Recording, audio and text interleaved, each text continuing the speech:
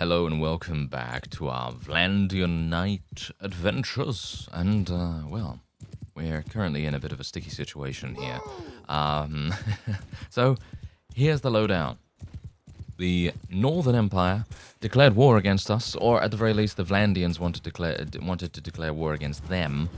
As I shift around in my chair, if you can hear some creaking in the background, that's what it is. Yes, that is what it is. Anyway, could be my bones as well, though. You know, you never know. Could be either one of those things. Anyway, ooh, what do we got going on here? These guys are coming in very swiftly indeed. I actually don't agree on this. I think that they are making a grievous error, but they might actually be onto something here, because if they can move into this area and not be destroyed by our archers in a quick fashion, then we're probably going to have some difficulties, maybe. We'll see. Let's see if I can do some damage to them as well. Obviously, not going to do that much. Maybe a couch lance could... never mind. He moved right at the end. Nice little bit of damage being done here, though. Maybe I can get a nice couch lance going as well. We do need to get our cavalry over here, though. Why is my cavalry not actually attacking the enemy's cavalry? That needs to change relatively fast. There we go. Okay, they're a little bit closer now. Now, the main reason... Look at this. I don't know why my cavalry was going through the river. That's terrible. I told them to charge in, and I wanted them to charge against the nearest opponent, which is what they usually do, but they decided to go against, well, everything, every kind of bit of logic ever, and go through the river and cause themselves to be sitting ducks. That's not something we want, is it? No, not at all. Thank you. All right. Well, thankfully my cavalry can now... Actually, you know what? I'm not even going to charge them in now. I think this is waste. I think that is bad. I don't think that is a good idea. I will charge my horse archers. I only have 3 of those. So if they do end up dying, then I guess that's, you know, natural selection, or whatever you want to call it. But otherwise, we're just going to be placing my infantry at the riverbank, and I'll move my archers a little bit ahead as well. Because as you can no doubt tell, the enemy also has a number of very dangerous ranged units, and we've got to be a bit careful of those. Yeah, I have to be careful of those, I say, as he runs in without his shield raised. Yes, that sounds like a good idea. Anyway, I'm very much hoping that my crossbowmen will be able to give us a nice, clean victory here, or the cleanest it possibly can be at the very least. And, well, we'll see what happens. As you can tell, the enemy is having maybe a couple of issues. I don't really know at the moment. As you can see, they do seem to be fighting back quite a lot, and so as a result, what I'm actually going to do is we're going to do this thing. We're going to tell the cavalry to follow me, and we're actually going to do a little bit of a maneuver here. Now, I obviously don't want to cross the river at the exact point where the enemy is, because, I mean, why would you, you know?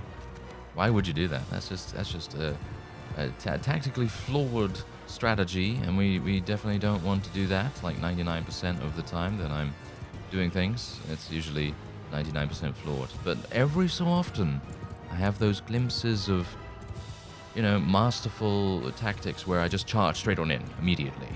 Obviously, I'm joking, you know. I mean, generally, charging straight on in some of the time is actually pretty good and quite valid, but probably not most of the time, let's just say that. Anyway, we will hopefully be able to get a really nice flank going on here. We have literally gotten them into a situation where they are now cornered, and we are going to charge in. Let us charge our infantry and our cavalry in, and we will see if I can do some... Well, I was going to say, see if we can do some couch lance damage, but obviously that's not going to happen because the AI is very good at interrupting the player character. But otherwise, as you could see, we're now all rushing in here where everyone fears to tread, and we're going to try and do some damage. Oh yeah, there we go. We took out one of their crossbowmen. That's always good. And we are ending up losing quite a few units here as a result of that, but that is to be expected, of course. We've just got to continue trying to run interference in the back line as much as we possibly can. Let's see if I need to charge my archers in as well. It might be that they have run out of ammunition. Oh! Yeah, so now that's exactly my point as well. Have you noticed how that happens?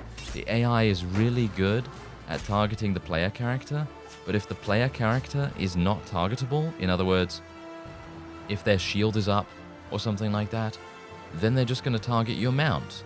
And then as a result, you're going to have some difficulties. So we might have some problems here. I'm hopeful that we will achieve a victory, as you can see. Oh, just about. Did you see that? Just about. Okay. So we're going to get 2 people leveling up here. Very nice indeed, these 2. That's very good. And look at that. 126 influence and 208 renown. And we were able to achieve a victory. Very nice indeed. Now, this is one of the larger Northern Empire armies. And look at that, 10,000 gold. Nice. That's actually really good. We're going to let these guys go because you never know when you're going to be able to persuade them in the future. And we're basically just going to let them all go because there's basically no point in me keeping them. At least in my opinion, I feel like letting people go is just much better overall. Just for the pure chance that you're going to be able to persuade them later on down the line. That's basically the only reason. Anyway, let's take all of the loot that we can get our hands on. Look at that list. Insane amounts of stuff. All right.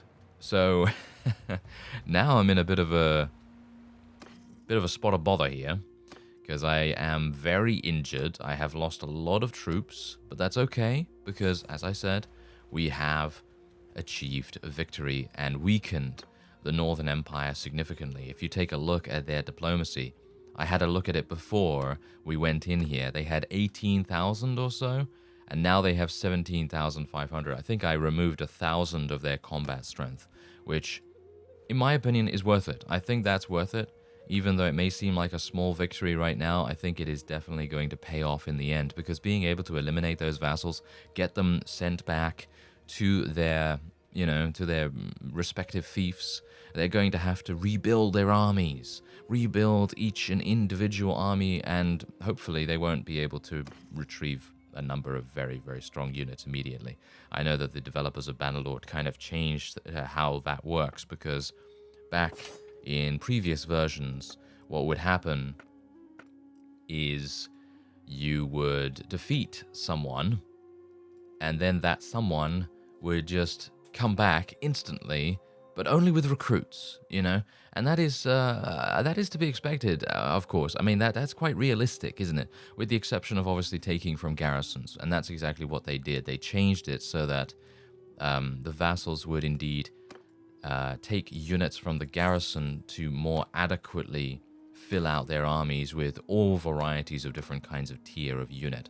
So that obviously makes a big difference in the overall strength of the army. So that's good for them, obviously, but not so good for me, because that means that those Northern Empire vassals will probably be coming back relatively soon with some decently strong armies, maybe between 50 and 80 units each, which I'm perfectly happy with. I don't really mind about that too much. Oh yeah, by the way, in my off-screen time, I went over into Revel, and I spoke to some of the merchants there, and I actually purchased another workshop.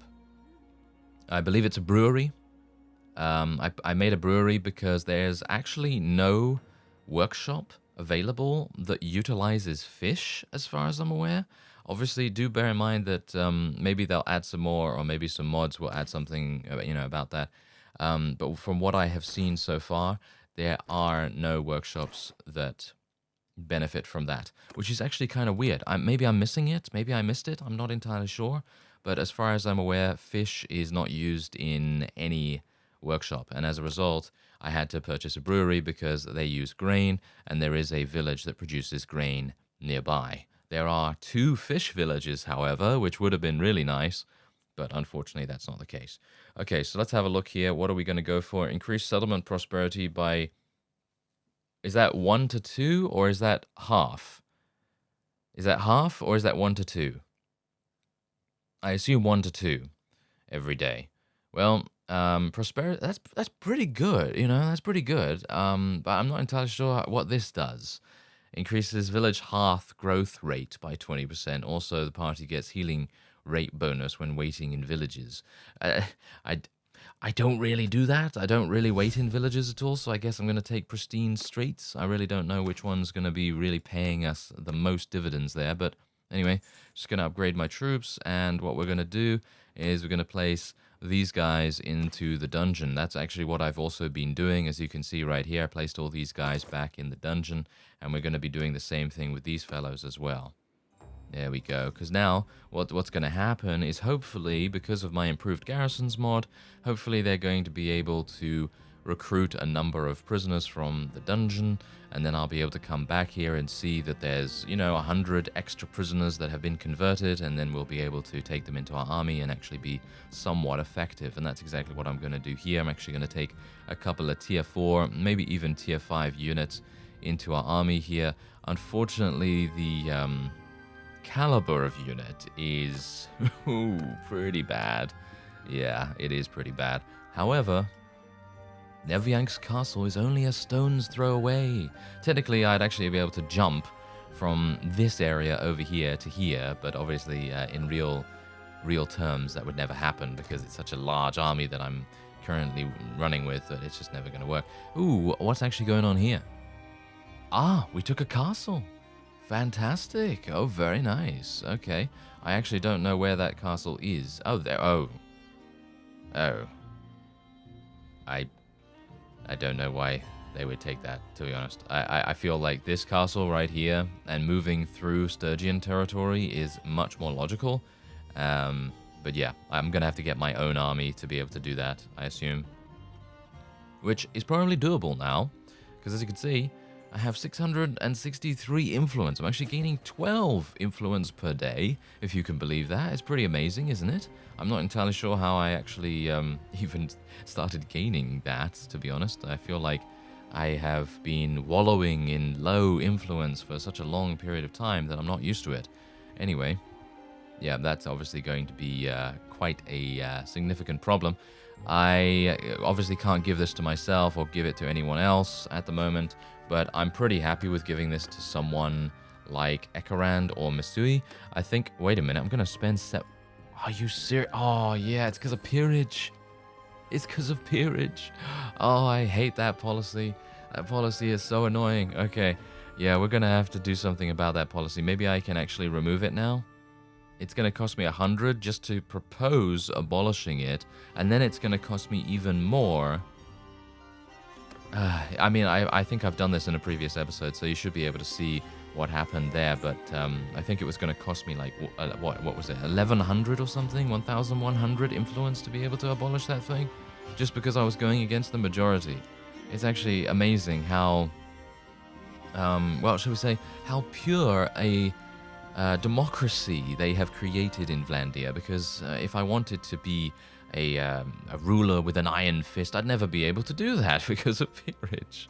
It's crazy. Well, never mind. I'm actually happy that it is so incredibly fair. However, it is a little bit too much in the Lord's favor. In other words, they're always going to have control over what we decide to do with our faction, which, I mean, in my opinion, is okay. I don't really mind it too much, but I would prefer to have a little bit more control because I personally feel like I'm pretty fair. Maybe you don't think so, but I personally feel like I'm quite fair in my ruling decisions and so on and so forth. But who knows? Maybe these guys are going to do a better job. But as you can see, look at this. There's so much cool stuff right here. We've got so many cool things, mainly because they've been recruiting. They've been training things up, and I'm actually going to be taking a whole bunch from the garrison here, and then I'm literally just going to be pretty much shutting everything down. I'm just going to shut everything down in this area, and we're actually over. Oh, wow, look at that. We are actually over the amount of units that we currently can field, which is amazing. I never thought I'd get there, ever. So I'm going to just put militia into the garrison, because militia cannot level up at all, and they're generally going to stay at exactly the same power level as they currently are. And personally, I feel like, they are perfect for exactly what they're designed for, which is, of course, garrison defense. So hopefully they're going to be able to just chill out there a little bit. And do we have any other militia? No. Seems like we don't have any other militia. Okay, so that's fantastic. Okay, so allow recruitment of prisoners. I don't actually want to do that anymore. So we're going to say no. There we go. Okay, so all of them are just doing nothing now, hopefully. Yeah, all of them are just doing nothing. That's great. And the only thing that's currently going on is Revel is recruiting prisoners from there. So that's good. That is going to help us a great deal, because as you've no doubt seen, Nevyank's castle came here, huge amounts of converted prisoners and things, and that really helped us out. So what we're going to do... Oh, nice! Look at that! Sylvind has actually given birth. Okay, that's great. So let's actually take a look at that, shall we? Dalaset. Dalaset, okay. Wait a minute. They both look the same? Why do they look the same? It said baby boy, right? It said baby boy, but it looks like it's a girl. Oh, I actually can't look at that for some reason. Okay, I'm gonna have to look at clans then, I guess, and we'll go to Bertild, and then maybe we can see. Member, it doesn't say anything else. It says baby boy. Doesn't it? Wait a minute, let me actually have a look. No, it's just healthy baby. Oh, it's a girl. Okay, it's a girl. Okay, great. Well, that's absolutely fine. I don't mind. I'll just leave it. I'll leave the name as it is. As I said, I'm going to leave it kind of organically. However, if we do get a boy, I'll be naming it, well, something that you will probably like. So don't worry about that.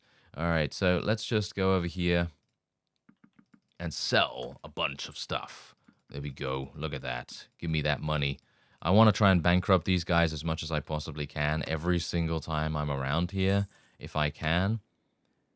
Because we want these towns to not have any ability to reinforce themselves and have no ability to pay their garrisons, have nothing for trading, and so on and so forth. That actually will make a difference in the end. It's just a kind of little bit more of a roundabout way of doing things.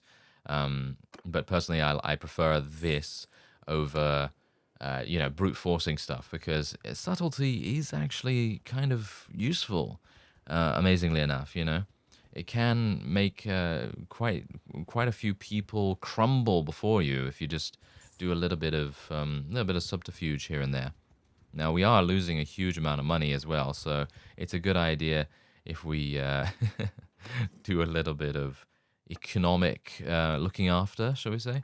So let's actually just have a look here. There we go, another crafted two-handed sword. There we go, 56,000. Oh yeah, someone actually mentioned in the comments that you can use weapons in attempting to persuade people to join you. And yes, I do know that. Thank you very much for reminding me. I have done that, or attempted to do that, in the previous series with the Botanian Smith. If you haven't seen that series, I highly recommend checking it out. I did a lot of exploration in regards to the smithing mechanics, and utilizing weapons in further ways, trying to create cool names. I took some names from the comments and things, and it was a lot of fun.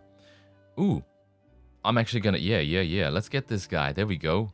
The Karakurjit are now gonna join us. Oh no, this is bad. They're gonna bankrupt me even further, aren't they? Yes, they surely will.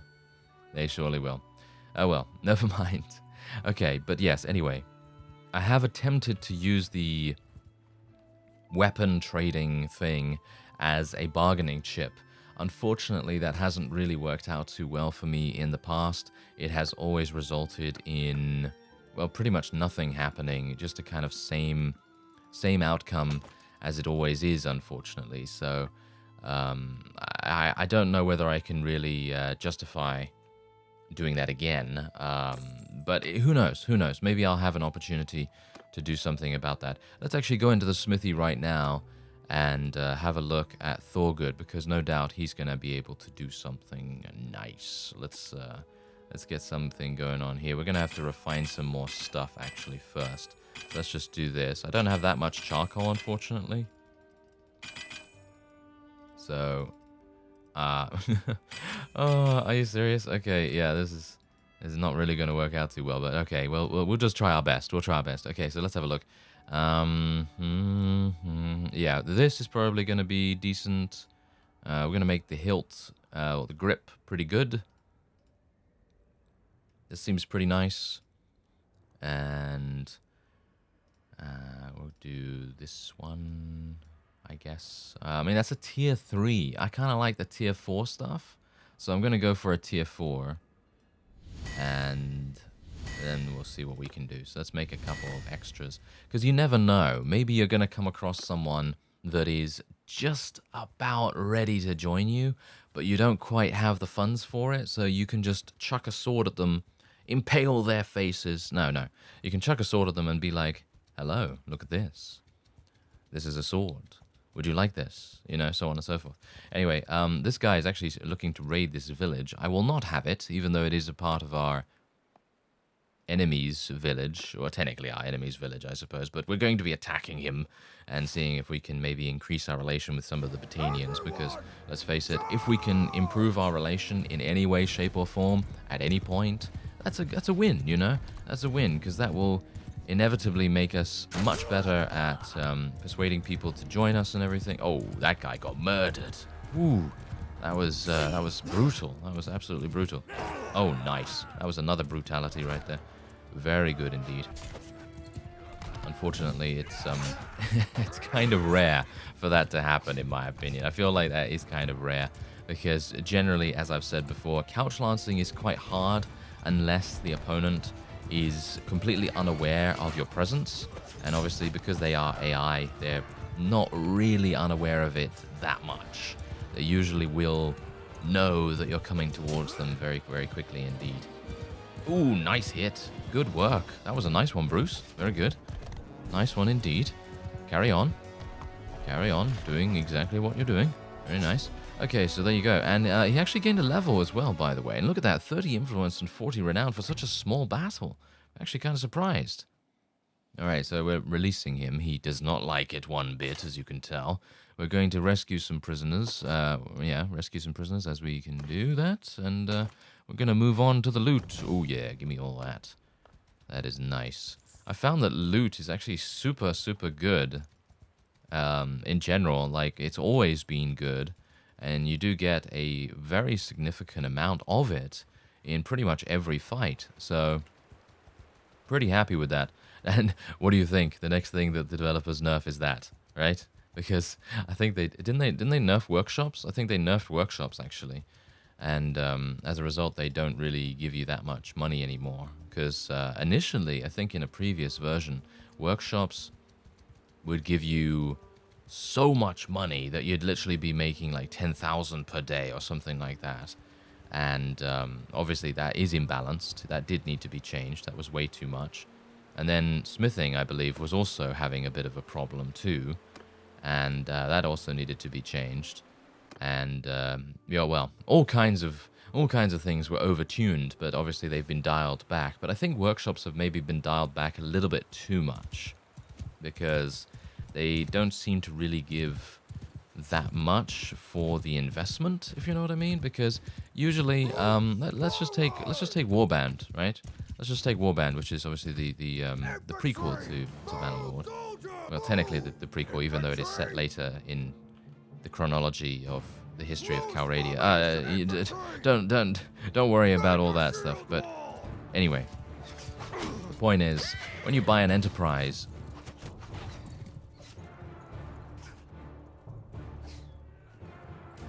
well, the Sturgeons.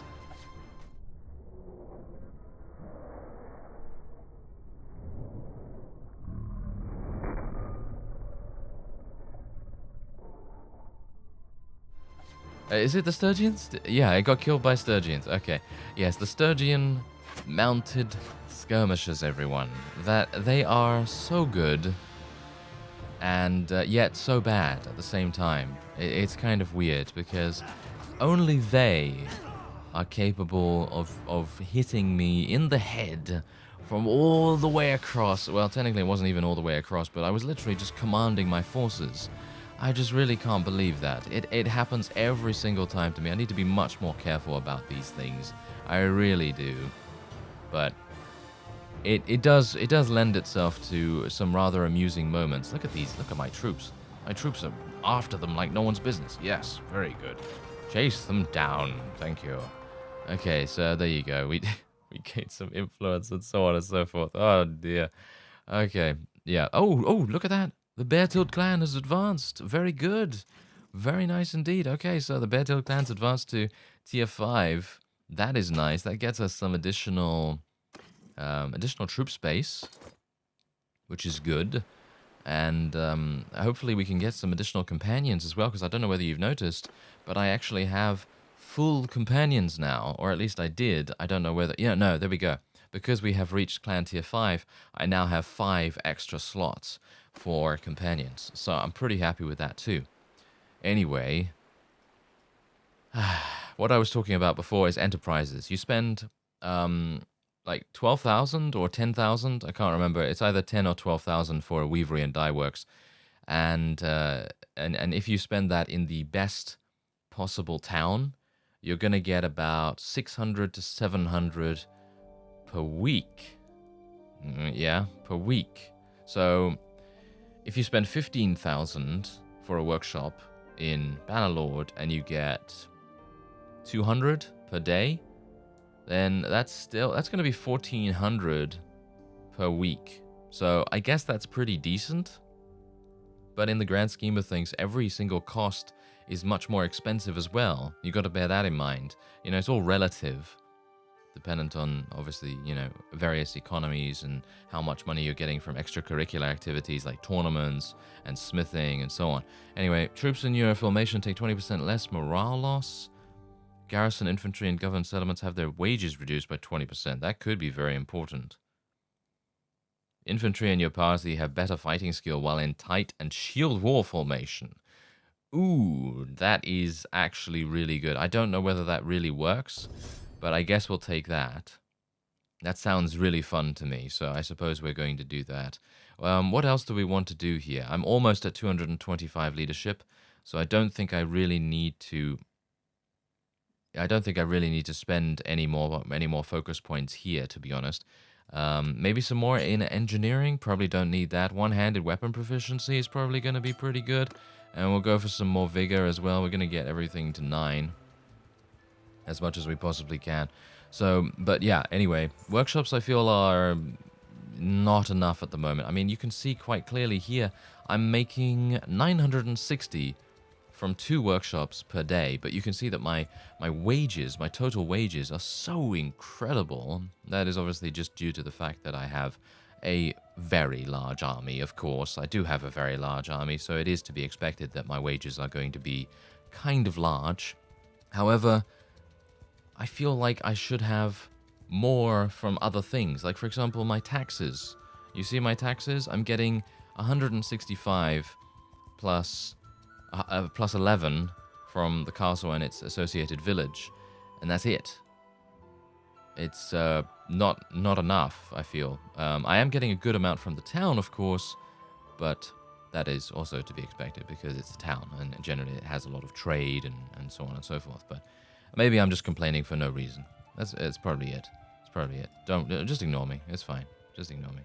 It's not a big deal at all. I mean, that's the funny thing. I'm actually okay with losing like 8,000 per day because we are literally running around with such a massive army.